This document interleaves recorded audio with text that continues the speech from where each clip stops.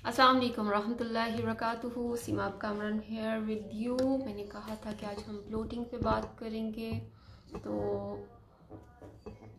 Again camera settle. तो आज हम बात करेंगे ब्लोटिंग क्या है और क्यों होती है, इसकी कॉजेज़ क्या हैं, और साथ में ही हम थोड़ा सा उसको अवॉइड करने के लिए हम क्या रेमेडीज़ हैं, क्या प्रिकॉशंस हैं, उस पर भी बात करेंगे। तो अभी जो है, अस्सलाम वालेकुम, अस्सलाम वालेकुम। कोई मुझे देख रहा है तो हेलो करे ताकि मुझे पता चले कि अस्सलाम वालेकुम अर्सला, कैसी हैं आप? अल्हम्दुलिल्लाह, thank you so much, thank you so much. वो जो मैंने उस दिन रेमेडी शेयर की थी ना, मुल्तानी मट्टी की, वो मैं इसको 2-4 दफ़ा यूज़ कर चुकी हूँ, तो फिर ये स्किन हो गई जनाब, थैंक यू। अच्छा जी, जैसे कि हमने बात की थी कि हम आज बात करेंगे ब्लोटिंग पे, तो आज फिर हम बात करेंगे ब्लोटिंग पे। और ब्लोटिंग क्या होती है, क्यों होती है, ब्लोटेड टमी कैसा होता है। हम क्योंकि जितनी भी ओबेसिटी है वो टमी से स्टार्ट होती है, और हम कैसे डिफ्रेंशिएट कर सकते हैं ब्लोटेड टमी को और नॉर्मल वाले टमी को। जैसे हम पहले भी बता चुके हैं कि हमें डिफरेंट टाइप ऑफ टमीज़ को डिफ्रेंशिएट करने का थोड़ा सा आइडिया हो गया होगा। तो वो, अस्सलाम वालेकुम ईमान, कैसे हो, ठीक हो? तो आप जब सुबह सोकर उठें और आपका पेट आपको कम लगे, इंचज़ में कम लगे, और आपको हल्का लगे, अपनी बॉडी हल्की लगे, और रात होते होते वो एक बलून की तरह फूल जाए, या जैसे उल्टा मटका रखा हुआ होता है वैसा हो जाए, और आपके इंचज़ बढ़ जाएं, आपकी टाइट लगने लगे आपको शर्ट, तो मैं बिल्कुल ठीक हूँ ईमान, तुम कैसे हो? और बहुत दिन के बाद आज हम बात कर रहे हैं। फ्लो में चलते चलते वीकेंड आ जाता है, और वीकेंड की अपनी एक्टिविटीज़ होती हैं, और उसके बाद दोबारा रिकनेक्ट करना मुझे बड़ा मुश्किल लगा। अच्छा जी, तो ऐसे टमी को मोस्टली कहा जाता है ब्लोटेड टमी। जैसे मैंने बताया था कि स्ट्रेस टमी भी होता है और ब्लोटेड टमी भी होता है। तो आजकल ब्लोटिंग जो होती है ना, ड्यू टू स्ट्रेस भी होती है, ठीक है। जो सबसे पहले जो है ब्लोटिंग की रीज़न क्या है, वो हम उस पर बात कर लेते हैं। सबसे पहले है अनहेल्दी लाइफस्टाइल। हम पानी नहीं पीते, जिसकी वजह से हमारा जो स्टमक है, यस, इस टाइप का नीचे से होता है, ठीक है। अब इस स्टमक में यहाँ तक जो है 1.5 लीटर तक एसिड्स भरे भरे होते हैं, या डाइजेस्टिव जूसेस जिसको हम कहते हैं। जब हम ब्लोटेड टमी होता है तो ये क्या होता है, ये जो डाइजेस्टिव जूसेस जिसकी लेवल ये होना चाहिए वो बढ़ जाते हैं, ठीक है। और उसकी रीज़न डिफरेंट होती है, और क्यों बढ़ जाते हैं, उसके बाद क्या करते हैं हम लोग, एंटासिड खाते हैं। तो वो जो 1.5 लीटर जूस है, हमारा स्टमक उसको 2.5 लीटर बना रहा है, तो एंटासिड से वो बिल्कुल ही उसका गला घुट जाता है, प्रॉब्लम हो जाती है। हमने नेचुरल रीजंस की तरफ जाना है, और फिर हमने देखना है कि हम इसको कैसे अपनी हैबिट में लेकर आए कि डेवलपिंग हो सके। वाटर इनटेक मेंटेन करें, और माइंडफुल ईटिंग करें। जब हम हवा निगल लेते हैं, स्वॉलो कर लेते हैं हम एयर, तो वो एयर जो है हमारी बॉडी में, हमारे स्टमक में जाके भर जाती है, हमारे स्मॉल इंटेस्टाइन में भर जाती है, और जाके वो नेचुरल वे से बर्प नहीं कर पाते और फाट भी नहीं मार पाते, क्योंकि इट्स अ नेचुरल वे, तो वो भर जाती है और निकल नहीं पाती है, जिसकी वजह से हमारा स्टमक फूलना शुरू हो जाता है। जो बबल गम खाने वाले लोग हैं उनका भी ब्लोटेड टमी होता है। जो बहुत जल्दी जल्दी खाना खाने वाले लोग हैं, उनके खाने के साथ ही च्यो करते करते हवा इतनी ज़्यादा वो अपने साथ ले लेते हैं कि वो हमारा स्टमक, करीब मुझे टिश्यू पेपर देना, उसको मैनेज नहीं कर पाता। और कुछ रीज़न्स ऐसी होती हैं कि जैसे पीरियड्स में टमी ब्लोट होता है, this is very common, no issue, ठीक है। और बाय द टाइम अगर हम उसको थोड़ा सा सेटल करना सीख लें तो वो सेटल हो जाता है। ओवर ईटिंग की वजह से टमी ब्लोट करता है, और माइंडफुल ईटिंग ना करने की वजह से टमी ब्लोट करता है। कुछ फूड ऐसे होते हैं जो कि हमारे, अस्सलाम वालेकुम मरियम, कैसे हो जानी। तो कुछ फूड ऐसे होते हैं जो कि इनटॉलरेंट होती है हमारी बॉडी में उन फूड की। जैसे कुछ लोग डेयरी इंटॉलरेंस होती है जिनमें, कुछ लोग होते हैं जिनको ग्लूटेन इंटॉलरेंस होती है, लेकिन हमें पता ही नहीं होता। हम बस ये कर रहे होते हैं कि जो हमें सिखाया जा रहा होता है, हमारे इर्द गिर्द के लोग खा रहे होते हैं, हम वही खाना शुरू कर देते हैं, उसी को कॉपी पेस्ट करने लगते हैं। तो सबसे पहले तो आपने ये देखना है, जो सिंपल रीजंस हैं, वाटर इनटेक, प्रेशर ना लें माइंड पे और माइंडफुल ईटिंग करें, पीस ऑफ माइंड के साथ मेडिटेशन करें। बार बार कहती हूँ कि मेडिटेशन के लिए सबसे बेस्ट क्या है, जब जिस वक्त नमाज़ पढ़ें 10-15 minute, 5 minute, 2 minute, 4 minute, 1 minute, सारी दुनिया को साइड पे छोड़ के बस खाली हो के अल्लाह के सामने हाजिर हो जाए। वहीं से अल्लाह वो दोबारा एनर्जी भर देगा, सुकून आ जाएगा। खाना जब खाएं बहुत आराम से खाएं, क्योंकि आप माइंडफुल ईटिंग करते हैं, आपका सिस्टम आपकी बॉडी के साथ कोऑर्डिनेट करता है, हेडक्वार्टर से जो सिग्नल आते हैं बॉडी उसको रिसीव करती है और वो अच्छे से बॉडी में प्रोसेस हो जाता है। और जो ब्लोटिंग होती है या ओवर ईटिंग होती है या माइंडफुल ईटिंग नहीं होती, वो बहुत ज़्यादा प्रॉब्लम क्रिएट करती है हमारी बॉडी में।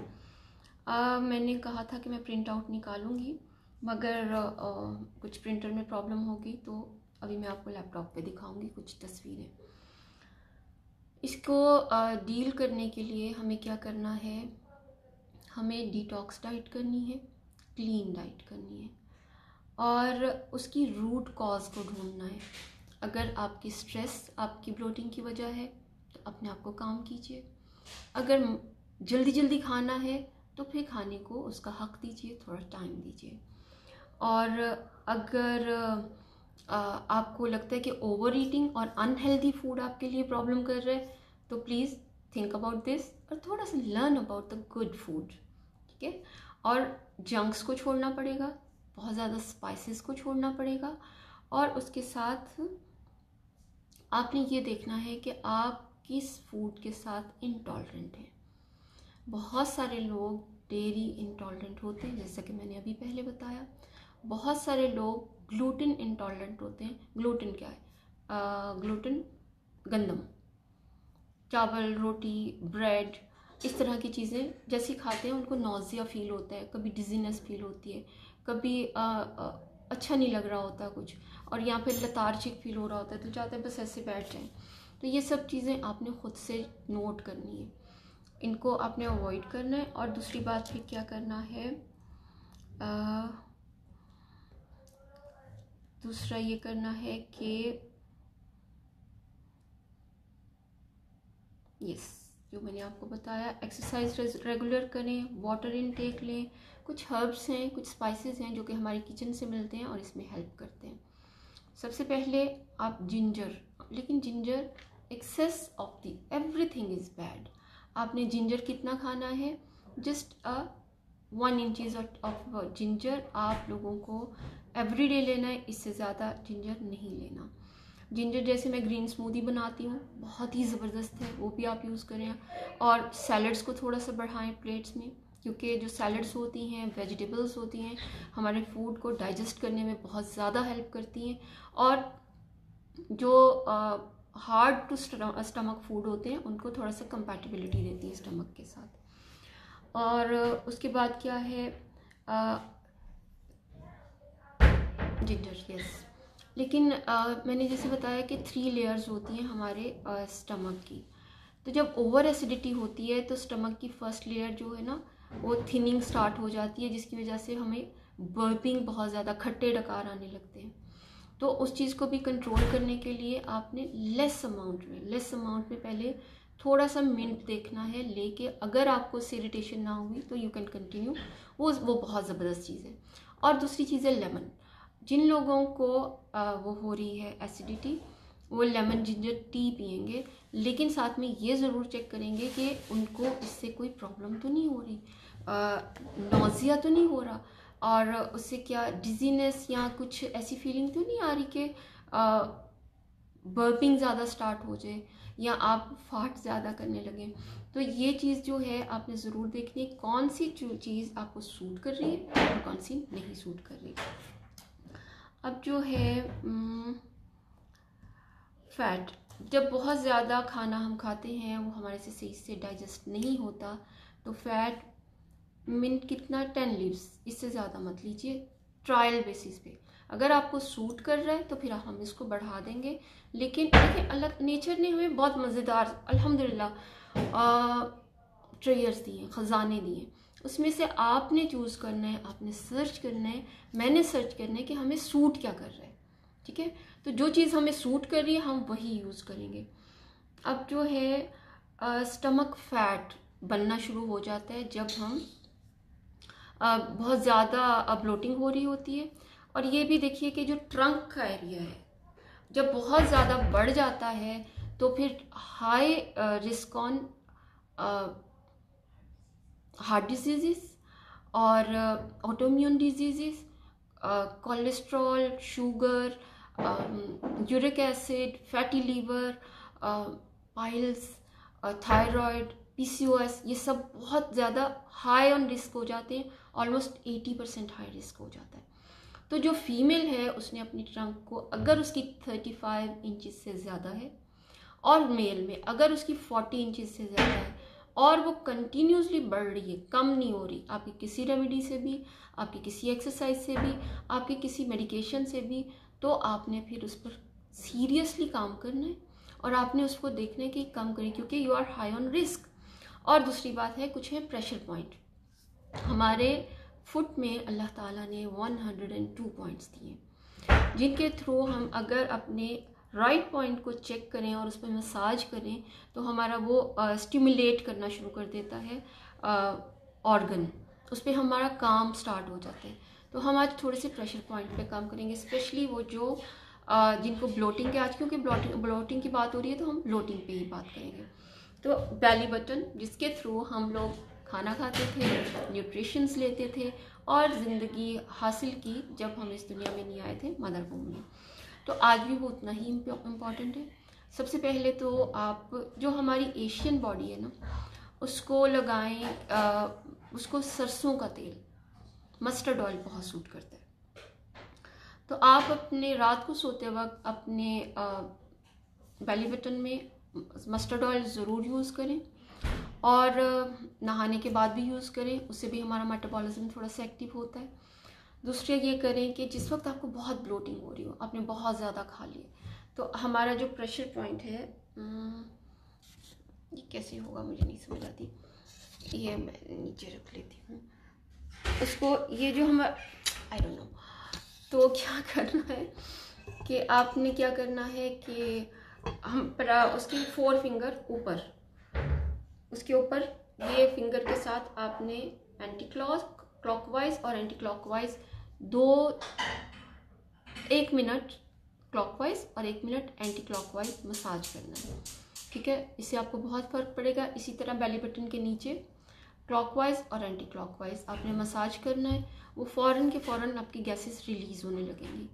दूसरा काम क्या करना है, आपने अपने बेली बटन के एग्जैक्ट ऊपर finger 4 finger, exactly this 4 finger रखनी है और उसके ऊपर के प्रेशर पॉइंट को again clockwise and anti clockwise.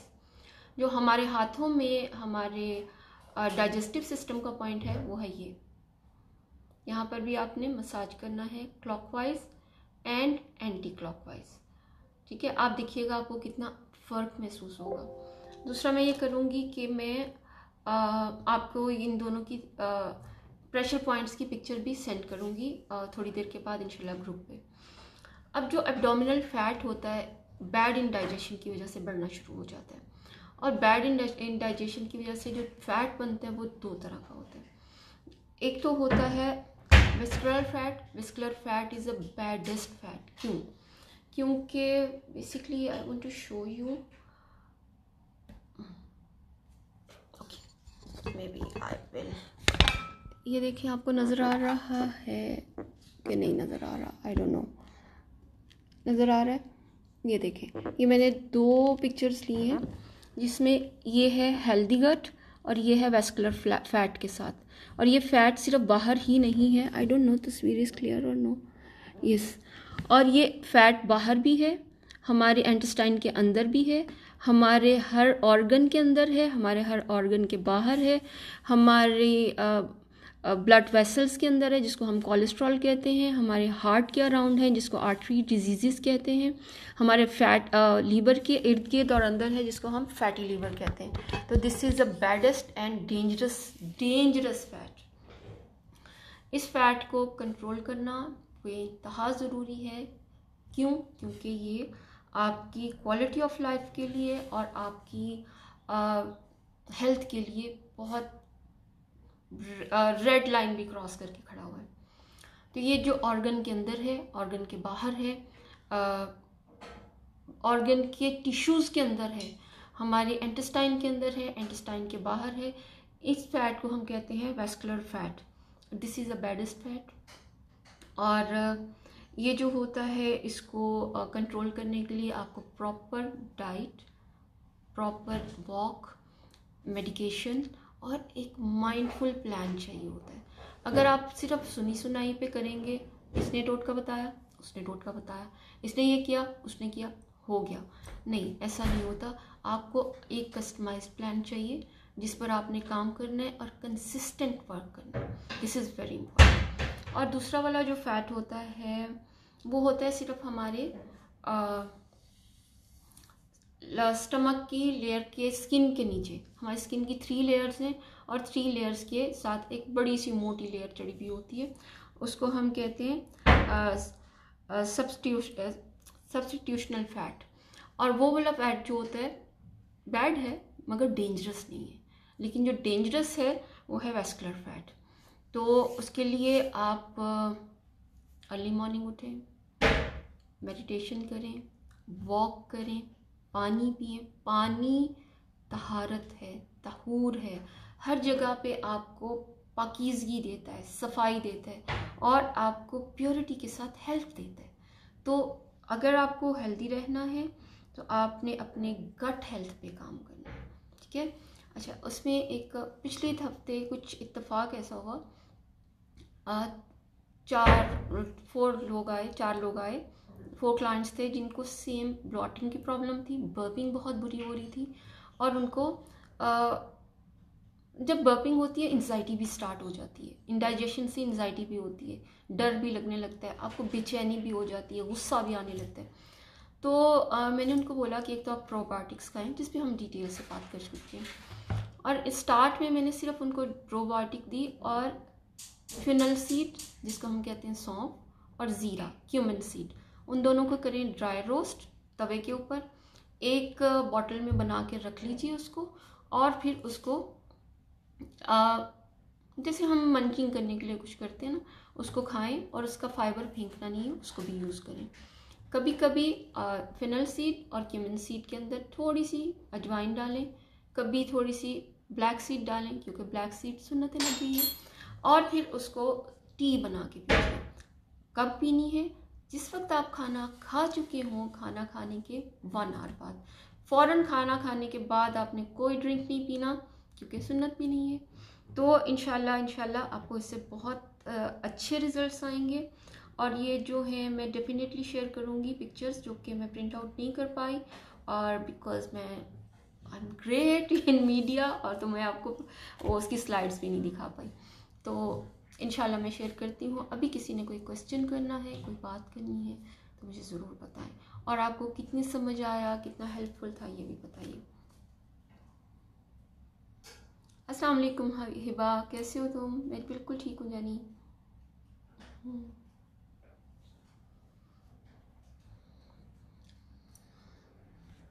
जी जी हाँ।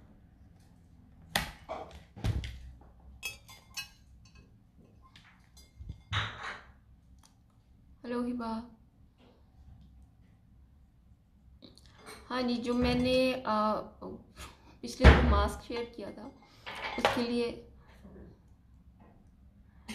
You most welcome Arsala, you most welcome dear. और आपको कोई क्वेश्चन करना है, कोई बात करनी है तो ज़रूर कीजिए।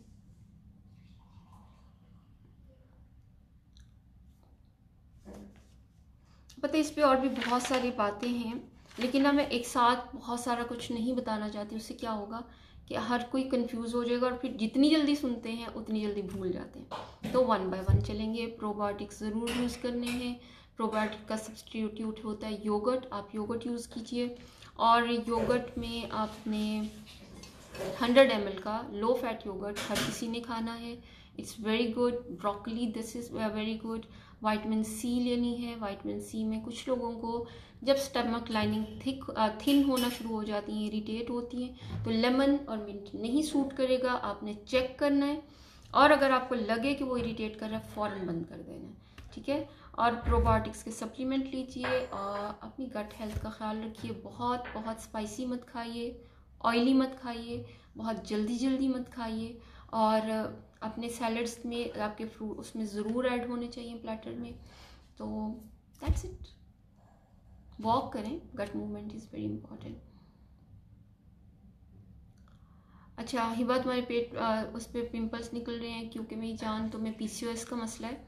तो जब PCOS होता है तो क्या होता है कि जो ओवरी, जिस साइड की ओवरी सही काम नहीं कर रही होती, बाज़ दफ़ा सिर्फ एक ही साइड पे निकलते हैं, और बाज़ दफ़ा क्या होता है कि दोनों साइड पे निकलते हैं क्योंकि बोथ साइड ऑफ ओवरीज काम नहीं कर रही होती। तो मैंने आपको कुछ रेमेडीज़ बताई थी।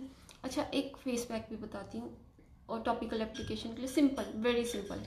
उसमें क्या है कि आप जो आटा यूज़ करती हो ना घर में, वो आटा लो और उसमें 2 ड्रॉप्स सरसों के तेल के डाल दो, 1 चुटकी हल्दी डाल दो, और जैसे मैंने बताया था कि घर का बना हुआ तुमने यूज़ करना है रोज़ वाटर, वो उसमें मिक्स करो 1 ड्रॉप ऑफ लेमन के साथ, उसको लगाओ और उसी से फेस वॉश करो। उससे भी तुम्हें बहुत फ़र्क पड़ेगा, ठीक है। क्योंकि मैं जो हूँ, मैं बहुत कम कॉस्मेटिक्स यूज़ करती हूँ, बहुत कम दूसरी क्रीम्स यूज़ करती हूँ। मेरी स्किन किसी चीज़ को एक्सेप्ट ही नहीं करती। तो मेरा बेसिक यही है कि मैं रेमेडीज़ ही हमेशा से यूज़ करती हूँ और अल्हम्दुलिल्लाह मुझे हमेशा कॉम्प्लीमेंट मिलते हैं मेरी स्किन पे, ठीक है। ये बात समझ आ गई? चलें फिर बंद करते हैं। और किसी को कोई क्वेश्चन करना है तो ज़रूर बताएं। वाटर पीते रहें, अपने प्लेटर्स को माइंडफुल करते रहें, हर खाने में सैलड्स को ज़रूर ऐड करें। मेथी, avocado, strawberries, pears, almonds, it's a gift of female body. इनको अपनी बॉडी में, अपने खाने में ज़रूर ऐड करें। ऑयल और प्रोसेस्ड ऑयल कम करें, खाने कोकोनट ऑयल को बढ़ाएं। और ये बेसिक चीज़ें हैं जो कि हमें हर वक्त याद होनी चाहिए।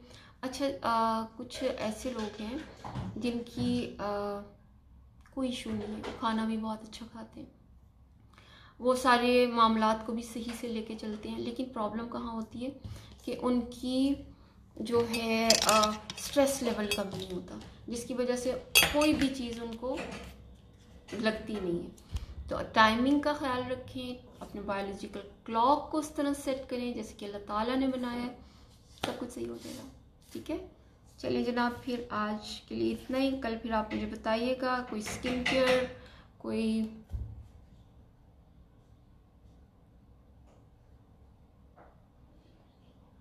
अच्छा मेरी स्किन बहुत ड्राई है हिबा, मेरी स्किन ऑयली नहीं है, लेकिन जब मैं हाइड्रेशन सही रखती हूँ, पानी ठीक पीती हूँ, मेरी हैबिट है मैं पानी अच्छा पीती हूँ। अगर मैं पानी नहीं पीऊँ तो मुझे लगता है मैं पता नहीं क्या कर रही हूँ। और उसके बाद जो है मैं नेचुरल चीज़ें यूज़ करती हूँ।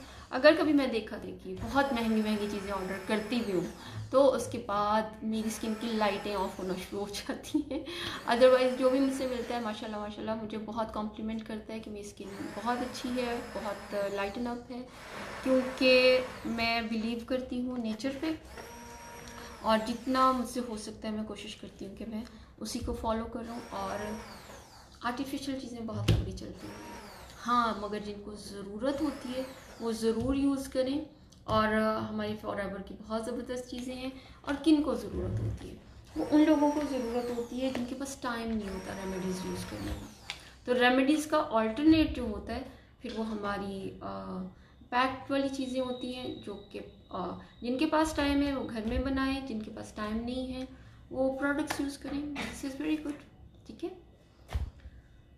ठीक है जनाब, फिर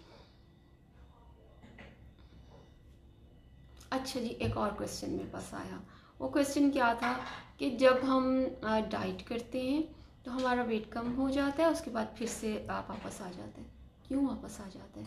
क्योंकि एक तो आपने डाइट में सारा कुछ छोड़ के सिर्फ सैलड्स पे आ गए, तो जब आपने दोबारा रोटी खाना शुरू की तो ऑब्वियसली वेट बढ़ेगा। जब आप डाइट कर रहे थे, आप वॉक कर रहे थे, जैसे ही आपने डाइट छोड़ी आपने वॉक करना बंद कर दी, तो फिर एक्टिविटी भी कम हो गई।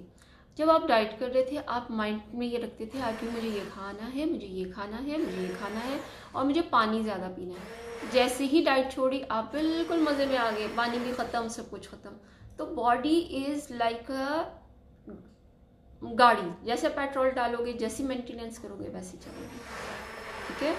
और ये हेल्दी हैबिट्स हैं, इनको हमें अडॉप्ट करना है, छोड़ नहीं देना कि टाइम फ्रेम में रखा फिर छोड़ दिया फिर किया, नहीं, आपने अडॉप्ट करना है और उसके मुताबिक लेके चलना है, ठीक है। हेल्दी हैबिट्स को सीखें, क्वेश्चन करें, पार्टिसिपेट करें, दिस इज़ योर ग्रुप, अपने फ्रेंड्स को ऐड करें इसमें और अपने खुद भी एक्टिव हों, अपनी रेमेडीज़, अपनी एक्टिविटीज़ इसमें डालें ताकि हम सब एक दूसरे को मोटिवेशन दें, हम सब एक दूसरे से सीखें। और अपना ख्याल रखिएगा, तो हमें याद रखिएगा। फ़ी अमान अल्लाह। अस्सलाम वालेकुम व रहमतुल्लाहि व बरकातहू।